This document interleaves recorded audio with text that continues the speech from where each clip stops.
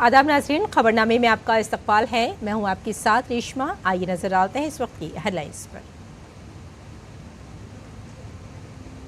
महाराष्ट्र और झारखंड असेंबली इंतखाबात की तारीखों का ऐलान। महाराष्ट्र में 20 नवंबर को और झारखंड में 13 और 20 नवंबर को 2 मरहलों में डाले जाएंगे वोट। 23 नवंबर को होगी वोटों की गिनती।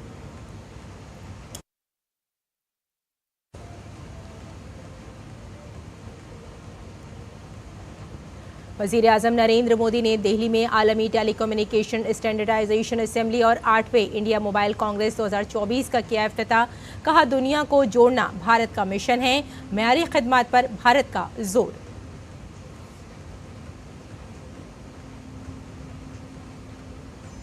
वज़ारत दिफा और अमरीका के दरमियान मुसल्लह अफवाज के लिए मुफीद जदीद तरीन BMQ-9 ड्रोन्स की खरीदारी के हवाले से अहम मुआहदे पर दस्तखत। भारतीय मुसल्लह अफवाज को मिलेंगे तवील फासले तक मार करने वाले 31 ड्रोन। वज़ीर दिफा राजनाथ सिंह ने कहा, भारत तोड़ने में नहीं बल्कि जोड़ने पर रखता है यकीन और भारत अपनी सरहद की हिफाजत के लिए हर तरह से है अहल।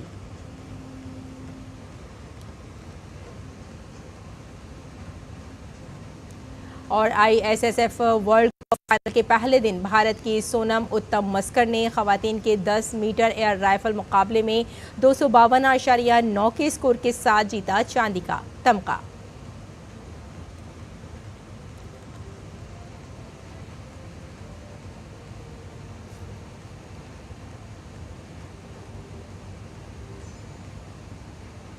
और आइए अब खबरों पर तफसील से नजर डालते हैं। इलेक्शन कमीशन ने महाराष्ट्र और झारखंड असेंबली इंतखाबात की तारीखों का ऐलान करते हुए हरियाणा और जम्मू कश्मीर के इंतखाबात का जिक्र किया।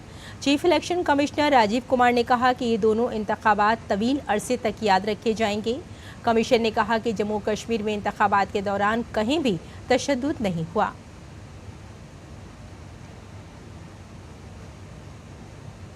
चुनाव आयोग की तरफ से और आपके माध्यम से सर्वप्रथम हरियाणा और जम्मू कश्मीर के सभी मतदाताओं को, वोटर्स को चुनाव में बहुत ही सशक्त दमदार पार्टिसिपेशन के लिए मुबारकबाद देना चाहता हूं, धन्यवाद करना चाहता हूं। जम्मू कश्मीर की आवाम ने जमहूरियत के जश्न को ऐतिहासिक बना दिया। भारी संख्या में पार्टिसिपेट कर अपने जमहूरी हक का शानदार उपयोग किया और जिसने लोकतंत्र की मजबूत नींव रखी है। दुनिया में सबसे बड़े लोकतंत्र के रूप में भारत हर चुनाव में गोल्ड स्टैंडर्ड्स तय कर रहा है, रिकॉर्ड बना रहा है। चुनाव को इंड्यूसमेंट फ्री बनाया गया और जहां J&K में चुनाव कराने का विषय होता था, वहां सीजर्स में 130 करोड़ रुपए के सीजर्स हुए, which is 100 times more than 2014 elections. तो पहले ये बात भी नहीं होती थी कि सीजर्स भी करना है, इस पावर को रोकना भी है। Similarly in Haryana, seizures were to the tune of around 75 crores, 4 times more than 2019 elections. इन दोनों राज्यों के चुनावों में भी नील रीपोल रहे। There was not even a single repoll in both the states, including the state of Jammu Kashmir. कोई violence नहीं हुई, zero violence, including the state of Jammu Kashmir. Election commission ने महाराष्ट्र में इंतखाबात की तारीखों का ऐलान कर दिया है। पूरी रियासत में एक ही मरहले में वोटिंग होगी। रियासत में 20 नवंबर को वोटिंग होगी, जबकि वोटों की गिनती 23 नवंबर को होगी। वोटों की गिनती का दिन बुध को मुकर्रर किया गया है। For Maharashtra, this will be in single phase. The notifications, date of notifications are in front of you. 22nd October would be date of notification. Last date of making nomination would be 29th October. Scrutiny on 30th October. And last date for withdrawal 4th, and date of poll in Maharashtra would be 20th 11. Counting would be on 23rd 11/24. Jharkhand में 2 मरहलों में voting होगी। पहले मरहले की voting 13 नवंबर को होगी। दूसरे मरहले में महाराष्ट्र के साथ 20 नवंबर को वोटिंग होगी, जबकि वोटों की गिनती 23 नवंबर को होगी। Jharkhand would be in 2 phases. The date of poll First phase would be on, date of poll would be on 13th November, and the second phase would be along with Maharashtra on 20th November. So the date of issue of notification for Jharkhand phase 1 would be 18th, and for phase 2 would be 22nd along with Maharashtra. Nominations for phase 1 would be till 25th of October, and for phase 2 29th. This slide we will share with everyone. And date of poll would be 13th November and 20th November, both Wednesdays. And date of counting would be 23rd 11, that is Saturday. Maharashtra और Jharkhand assembly इंतखाबात की तारीखों के ऐलान के साथ ही election commission ने मुख्तलिफ रियासतों में 48 असेंबली और 2 लोकसभा सीटों के ज़िमनी इंतखाबात का भी ऐलान किया है। ज़िमनी इंतखाबात के लिए वोटिंग 13 और 20 नवंबर को होगी।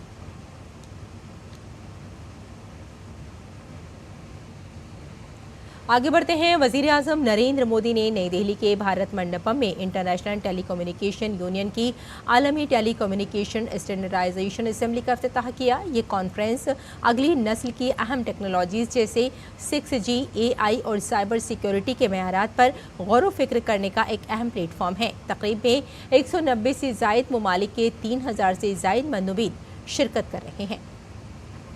वज़ीर आज़म ने इसी प्रोग्राम में 8वें इंडिया मोबाइल कांग्रेस का भी इफ्तिताह किया। ये conference semiconductor, cyber security, green tech, satcom और इलेक्ट्रॉनिक्स मैन्युफैक्चरिंग जैसे मसाइल पर बात करने का एक अहम प्लेटफॉर्म है। 120 से ज़्यादा ममालिक, 400 से ज़्यादा नुमाइश कुनंदगान और 900 के करीब स्टार्टअप्स के साथ हिस्सा ले रहे हैं। इफ्तिताही तकरीब से खिताब करते हुए वज़ीर आज़म ने भारत के टेलीकॉम इनकलाब और डिजिटल सेक्टर में होने वाली पेशरफ्त का जिक्र किया। दुनिया भर में फैले तनाज़ात का जिक्र करते हुए पीएम ने कहा कि भारत हमेशा दुनिया को जोड़ने की कोशिश करता रहा है।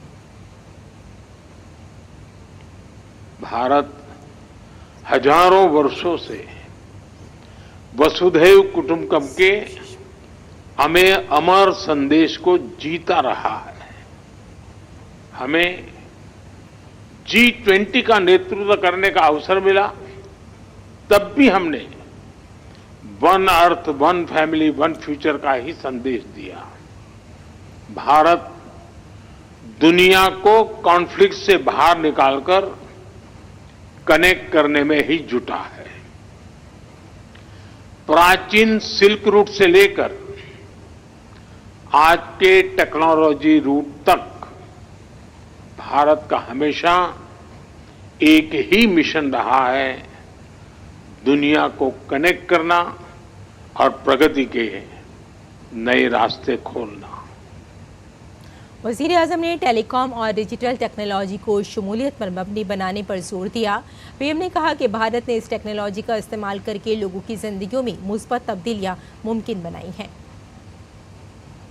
जनधन, आधार और मोबाइल की जेम ट्रिनिटी कितने ही नए इनोवेशन का आधार बनी है। यूनिफाइड पेमेंट्स इंटरफेस यूपीआई ने कितनी ही नई कंपनियों को नए मौके दिए हैं। अब आजकल ओएनडीसी की भी ऐसी ही चर्चा हो रही है। ओएनडीसी से भी डिजिटल कॉमर्स में नई क्रांति आने वाली है। हमने कोरोना के दौरान भी देखा है कि कैसे हमारे डिजिटल प्लेटफॉर्म्स ने हर काम आसान किया है।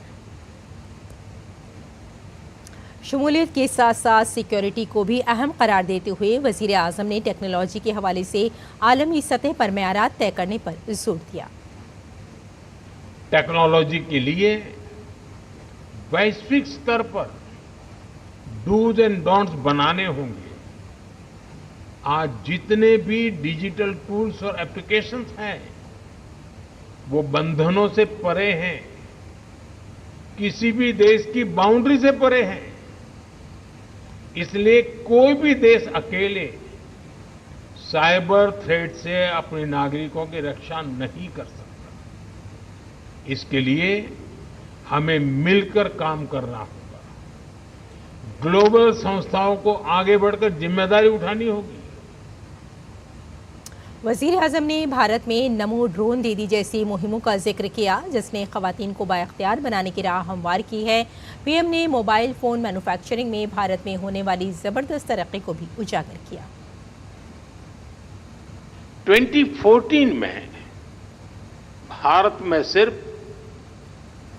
2 मोबाइल मैन्युफैक्चरिंग यूनिट थी, आज 200 से ज्यादा है।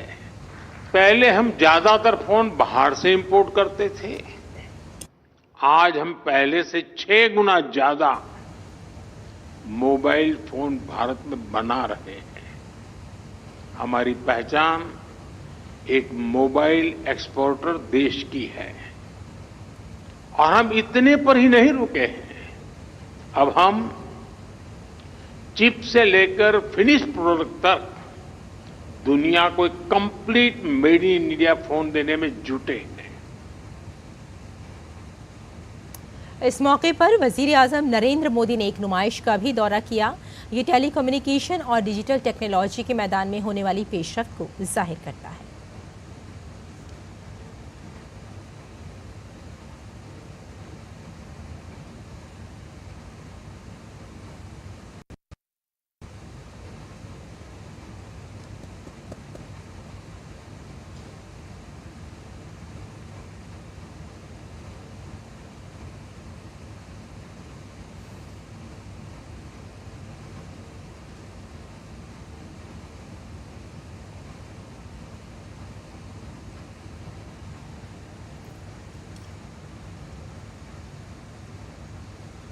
और इससे पहले मरकजी वजीर मवासलात ज्योतिरादित्य सिंधिया ने कहा, पहले मोबाइल और टेलीकॉम को सिर्फ टेलीफोन का जरिया समझा जाता था और पीएम मोदी की दूरंदेश क़यादत में आज इसने दुनिया के हर फर्द को और भारत के हर फर्द को एक दूसरे के दिलों से जोड़ने का जरिया बनाया है। मरकजी वजीर ने कहा कि भारत में टेलीकॉम की अहमियत सिर्फ टीवी, इंटरनेट और फ़ोन से जोड़ने की नहीं है, बल्कि अगर भारत में किसी ख़ानदान को मोबाइल और इंटरनेट सर्विस मिलती है तो वो बैंकिंग, फलाही स्कीम और पूरी दुनिया से जुड़ जाता है। The recent changes to the Telecommunications Act 2023 is a case in point. It has been designed such a way so as to modernize India's telecom framework, drawing light upon hitherto unaddressed areas such as the high potential sector of satellite communications, addressing the challenges of the digital era, the most important being cyber security. The telecom sector, much like other growth critical sectors in India, is aggressive, is ambitious, and its outlook in our journey from our Amrit Kal to our Shatabdi Kal is to lead the world. मरकजी वजीर दिफा और राजनाथ सिंह ने VL infrastructure का संग बुनियाद रखने की तकरीब में शिरकत की। प्रोग्राम में उन्होंने कहा कि भारत तोड़ने में नहीं बल्कि जोड़ने में यकीन रखता है। समुद्री सरहदों पर सख्त हिफाजत इंतजाम के बारे में बात करते हुए वजीर दिफा ने कहा कि भारत एक अमन पसंद मुल्क है, लेकिन वो अपनी सरहदों की हर तरह से हिफाजत करने की सलाहियत भी रखता है। इसलिए ज़रूरी है कि पड़ोसी ममालिक भी समुद्री हुदूद पर अमल करें। भारत तोड़ने में नहीं बल्कि सबको जोड़ने में विश्वास रखता है। इसलिए हम लोग हर तरीके से सभी हमारी फ्रेंडली कंट्रीज, मित्र पड़ोसी देशों के साथ लेने के लिए हर संभव कदम उठा रहे हैं। भारत की मैरीटाइम बाउंड्रीज जिन देशों से लगती है उन्हें यह समझना चाहिए कि मैरीटाइम सिक्योरिटी एक कलेक्टिव इफोर्ट, सामूहिक प्रयास है। बाहरी शक्तियों को अपने घर के दरवाजे पर बुलाना और बिठाना उस यूनिटी ऑफ इफोर्ट को चोट पहुंचाता है। बे ऑफ बंगाल और इंडियन ओशन रीजन में शांति और व्यवस्था बनाए रखना हम सबकी यह टॉप प्रायोरिटी होनी चाहिए। भारत के इस प्रयास में सभी फ्रेंडली कंट्री के साथ जरूरी है, क्योंकि यदि एक भी देश छूटा तो समझिए हमारा राष्ट्र का सुरक्षा चक्र टूटा। सदर द्रौपदी मुर्मू के अल्जीरिया दौरे का आज दूसरा दिन है। सदर द्रौपदी मुर्मू को आज Syedi Abdullah university of science and technology ने सियासियात में एजाज़ी डिग्री से नवाजा है। अल्जीरिया के आला तालीम के वजीर कमाल बदरी ने ये डिग्री दी। इस मौके पर सदर जमहूरिया ने कहा कि भारत और अल्जीरिया के ताल्लुकात बरसों पुराने हैं और आने वाले वक्तों में ये रिश्ता मज़ीद मजबूत होने की उम्मीद है। India-Algeria relations date back to the days of the Algerian liberation struggle against colonialism, when India advocated the cause of Algerian independence at the United Nations and other international fora. Following Algerian independence and the establishment of the diplomatic relations in July 1962, this policy orientation brought India and Algeria closer, and our friendly relations continue to this day. I am convinced of the power of youth of this country and truly believe in their capabilities to take Algeria on a path of glorious development. These young minds will eventually become the bridgeheads of enhancing our robust people-to-people ties. इस मौके पर सदर मुमलिकत ने कहा कि आईटेक programme के तहत Algeria और अफ्रीका के दीगर ममालिक के हज़ारों तलबा मुस्तफ़ीद हो रहे हैं। Flagship program called Indian Technical and Economic Cooperation, popularly known as ITEC program. Under this initiative, so far 31,000 Africans and 155 Algerians have availed of the benefits of this program. It is a matter of pride for us that ITEC alumni have carved a niche for themselves in their respective countries.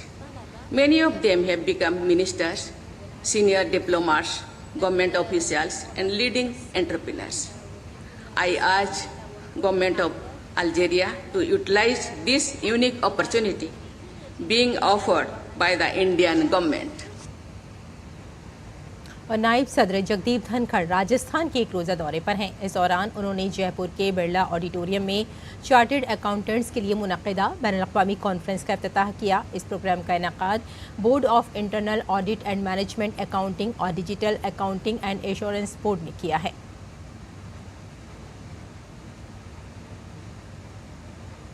Bharat और America के दरमियान आज नई दिल्ली में एक अहम दिफाई मुआहदे पर दस्तखत हुए। ये डील मुसल्लह अफवाज के लिए MQ-9B ड्रोन खरीदने का है। दिफाई मुआहदे के तहत होने वाले इस मुआहदे में भारतीय मुसल्लह अफवाज को तवील फासले तक मार करने वाले 31 ड्रोन मिलेंगे। इसके साथ इसे आर्मी, एयरफोर्स और नेवी में शामिल किया जाएगा।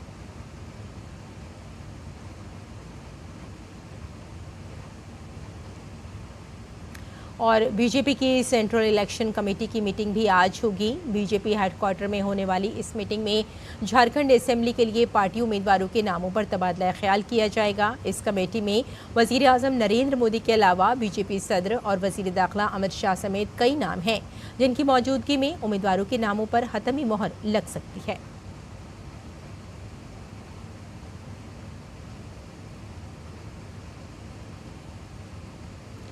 वक्फ तरमीमी बिल 2024 पर पार्लियामेंट की मुश्तरका कमेटी के इजलास का आज दूसरा दिन है। अपोजिशन अरकान पार्लियामेंट ने मुसलसल दूसरे रोज़ मीटिंग का बायकॉट किया। अक़लियती वजारत के अफसरान आज JPC की मीटिंग में वक्फ तरमीमी बिल पर ज़बानी सबूत दिए। ज़राए के मुताबिक कल मीटिंग के दौरान कर्नाटक रियासती अक़लियती कमीशन के साबिक़ चेयरमैन अनवर मनीपाडी ने कर्नाटक हुकूमत और कांग्रेस सदर मल्लिकार्जुन खड़गे पर इल्ज़ामात लगाए थे। इन इल्ज़ामात के बाद अपोजिशन अरकान ने मीटिंग का बायकॉट किया। अनवर मनीपाडी ने कहा कि वक्फ अराज़ी इंतज़ामिया के तहत एक बहुत बड़ा अराज़ी घपला रहा है। उन्होंने हुकूमती अफसरान और सियासी कायदीन पर उंगलियां उठाईं। कांग्रेस पार्टी के सदर मल्लिकार्जुन खड़गे समेत कई कांग्रेस लीडरों पर वक्फ इमलात के गलत इस्तेमाल का इल्ज़ाम लगाया। उधर मगरबी बंगाल के जूनियर डॉक्टरों का 11वें दिन भी एहतजाज जारी रहा। इस दौरान एक और डॉक्टर की तबीयत खराब होने के बाद उसे अस्पताल में दाखिल कराया गया है। भूख हड़ताल पर बैठे 5 डॉक्टरों की सेहत अब तक बिगड़ चुकी है। इनकी हिमायत में मुल्क भर में जूनियर डॉक्टर्स एसोसिएशन ने आज OPD और गैर ज़रूरी खदमात से दूर रहने का फैसला किया है। IMA के जूनियर डॉक्टर भी इनकी हिमायत में आगे आ गए हैं और मुल्क भर के जूनियर डॉक्टर आज दिन भर एहतजाज पर हैं। दिल्ली मेडिकल एसोसिएशन भी तलबा की हिमायत में मुजाहरा करेगा। IMA ने इन तमाम मसाइल पर आज दोपहर दिल्ली में प्रेस कॉन्फ्रेंस भी बुलाई है। बंगाल BJP ने भी डॉक्टरों की हिमायत का ऐलान किया है। और ममता हुकूमत और जूनियर डॉक्टरों के दरमियान तातुल जारी है। बातचीत से कोई हल नहीं निकल रहा। गुज़िश्ता रोज़ डॉक्टरों और चीफ सेक्रेटरी के दरमियान होने वाली बातचीत भी बगैर किसी नतीजे के ख़त्म हो गई। इसके अलावा ममता हुकूमत के दुर्गा पूजा कार्निवल को लेकर भी मायूसी का इजहार किया गया है। बंगाल के chief secretary joint platform of doctors JPD के इतवार को लिखे गए ख़त में कहा गया है कि इतने नाजुक वक्त में ऐसा वाक़या दुरुस्त नहीं है। दिल्ली मेडिकल एसोसिएशन भी मगरबी बंगाल के रेजिडेंट डॉक्टरों की भूख हड़ताल किया गया है। IMA के सदर डॉक्टर RV अशोकन ने दिल्ली में इंडियन मेडिकल एसोसिएशन के हेडक्वार्टर पर एहतजाज और भूख हड़ताल में हिस्सा लिया। हमारे नामा निगार नितेंद्र सिंह ने एक रोज़ा भूख हड़ताल के बारे में दिल्ली मेडिकल एसोसिएशन के एजाजी रियासती सेक्रेटरी डॉक्टर प्रकाश लाल चंदानी से खास बातचीत की।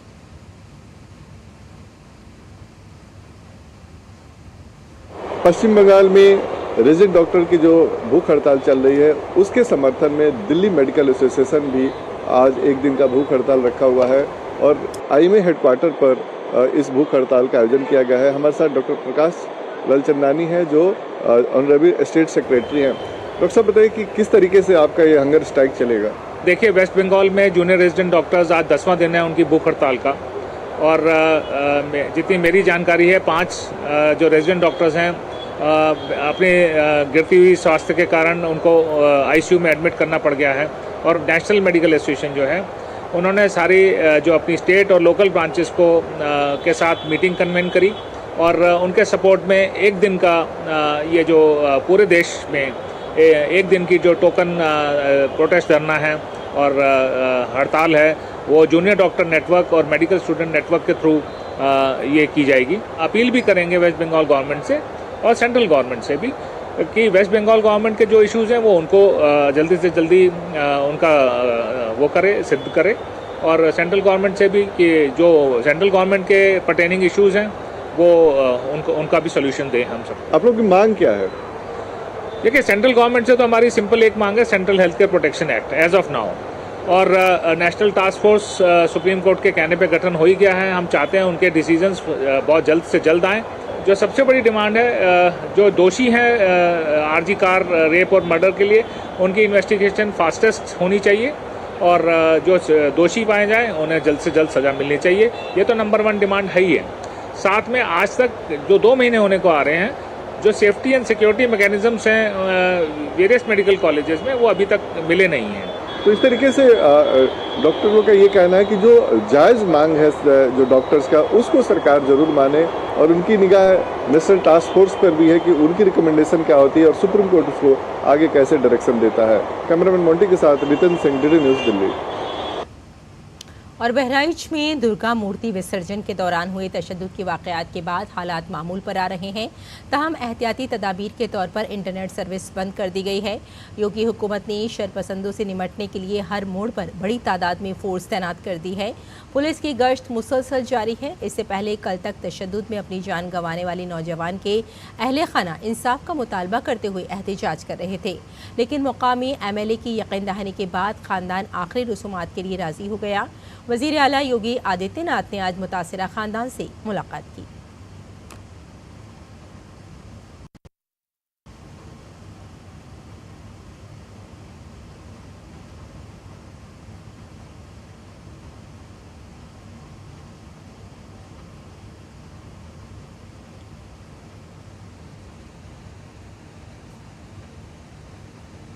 और खेल की खबरों में ISSF वर्ल्ड कप फाइनल के पहले दिन भारत की सोनम उत्तम मस्कर ने 10 मीटर एयर राइफल खवातीन के मुकाबले में 252.9 के स्कोर के साथ चांदी का तमगा जीता। शूटिंग का ये बावकार मुकाबला दिल्ली में मुनक्कद किया जा रहा है। इस मुकाबले में 37 ममालिक के 131 तजुर्बेकार शूटर्स हिस्सा ले रहे हैं।